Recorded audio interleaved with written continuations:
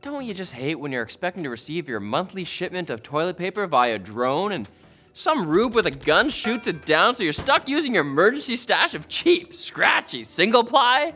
Okay, maybe this hasn't happened to you, but why hasn't it happened to you? Amazon has been promising us drone deliveries since all the way back in 2013, when I was but a young graduate. But here we are in 2022, when I'm old, with children, and the skies don't exactly look like Coruscant on episode 1. Unsurprisingly, one big hurdle to mainstream drone delivery is how, once again, the law isn't keeping up with advancements in technology. Aviation is one of the most heavily regulated industries on the planet, and to be fair, it does make sense, as if we're gonna travel 500 miles per hour in a glorified bus with wings like we do on a plane, we at least want to feel fairly certain we won't be turned into charred meatballs on landing. But drones aren't exactly the same as commercial airliners. I mean, they aren't carrying people yet. But it wasn't until 2016 that the Federal Aviation Administration in the United States passed rules specifically for drones, commonly referred to as Part 107. Although Part 107 made the rules of the sky more straightforward for hobbyists, it didn't do much to help businesses who wanted to deliver orders via drone. Probably the most burdensome rule is that drone operators have to keep their drones within their line of sight.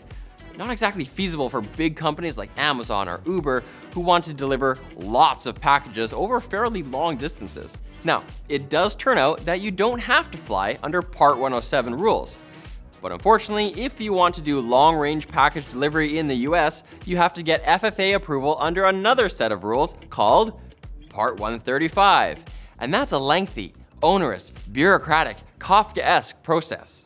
We'll tell you more after thanking Alibaba.com for sponsoring today's video. Alibaba.com has their March Expo event going on right now where small business owners can learn about how to source high-quality tech products like the T12 Plus rinse vacuum for their businesses. What's even better is that with the sophisticated digitized sourcing tools Alibaba.com is offering, like their VR showroom and online trade show where you can meet and talk to suppliers around the globe while sitting comfortably in your living room. They've also partnered with Inc. to launch a 2022 Global Sourcing Trend Report to keep you up to date on smart product trends. Learn more about Alibaba.com's March Expo virtual event using the link below.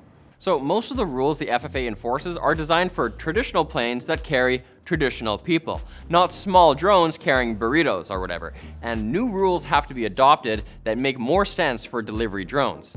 But to be fair to our government overlords, the FAA is working to streamline the drone approval process and is also collaborating with private industry to create a dedicated air traffic control system for unmanned drones.